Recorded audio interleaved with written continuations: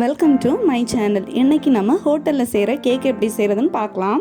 இது வரைக்கும் எங்கள் சேனல் சப்ஸ்கிரைப் பண்ணலைன்னா அனிதாஸ் சானிட் பக்கத்தில் ரெட் கலரில் இருக்க சப்ஸ்கிரைப் பட்டன் கிளிக் பண்ணிவிட்டு பக்கத்தில் வர பெல் பட்டன் கிளிக் பண்ணி ஆல் கொடுத்துக்கோங்க. அப்போ தான் நாங்கள் போடுற எல்லா வீடியோவுமே உடனடியாக உங்களுக்கு நோட்டிஃபிகேஷனில் கிடைக்கும்.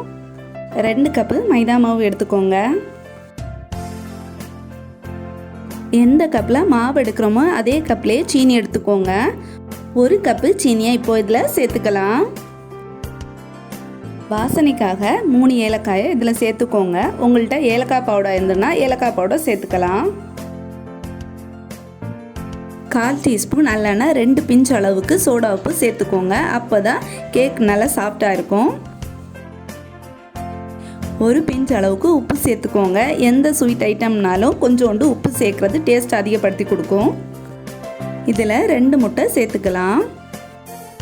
முன்னாடியெல்லாம் ரவை சேர்க்க மாட்டாங்க, ஆனால் இப்போ ஹோட்டலில் ரவை எல்லாம் சேர்க்குறாங்க. ரவை சேர்த்தா ஒரிஜினல் டேஸ்ட் கிடைக்காது. இதை இப்போது நல்லா கலந்து விட்டுக்கோங்க. 1 கப்பு மைதா மாவு எடுத்தீங்கன்னா 1 முட்டை சேர்த்துக்கோங்க. நம்ம இப்போ 2 கப்பு மைதா மாவு எடுத்துக்கிட்டோம், அதனால தான் 2 முட்டை சேர்த்துக்கிட்டோம். இந்த அளவுக்கு மிக்ஸ் பண்ண பிறகு 1 ஸ்பூன் அளவுக்கு தண்ணி சேர்த்துக்கோங்க. அப்போ தான் கரெக்டாக இருக்கும். சப்பாத்தி மாவை விடவும் கொஞ்சம் லூஸாகவே பிசைஞ்சு எடுத்துக்கோங்க. அப்போ தான் உள் பக்கமாக கரெக்டாக வெந்து கிடைக்கும்.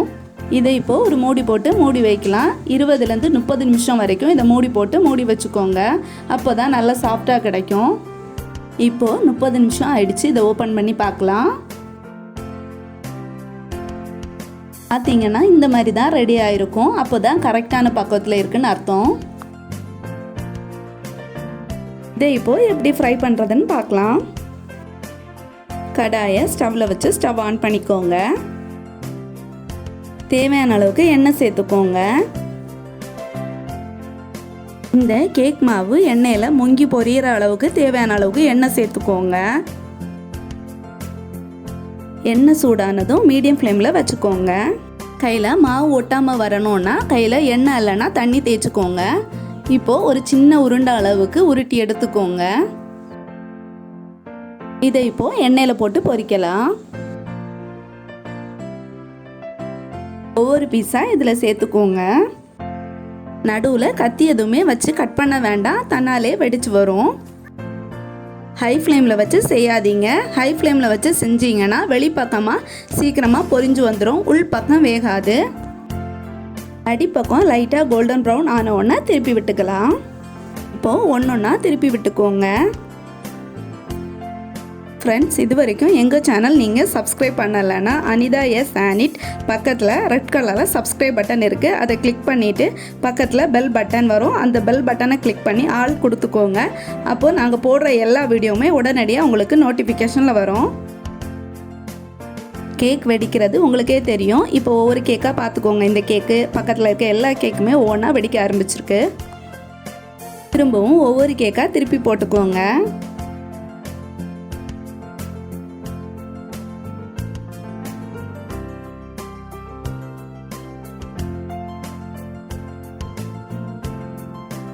கேக் இப்போது ரெடி ஆயிடுச்சு. இப்போ இதை எடுத்துக்கலாம். இப்போ இதை நல்லா எண்ணெய் வடி வச்சு எடுத்துக்கோங்க. இந்த கேக்கை நீங்களும் வீட்டில் ட்ரை பண்ணி பாருங்கள். உங்களுக்கு பிடிச்சிருந்ததுன்னா லைக் பண்ணுங்கள், உங்கள் ஃப்ரெண்ட்ஸுக்கு ஷேர் பண்ணுங்கள், கமெண்ட் செக்ஷனில் கமெண்ட் பண்ணுங்கள். இந்த கேக்கை நீங்களும் வீட்டில் செஞ்சு ட்ரை பண்ணுங்கள். Thank you friends.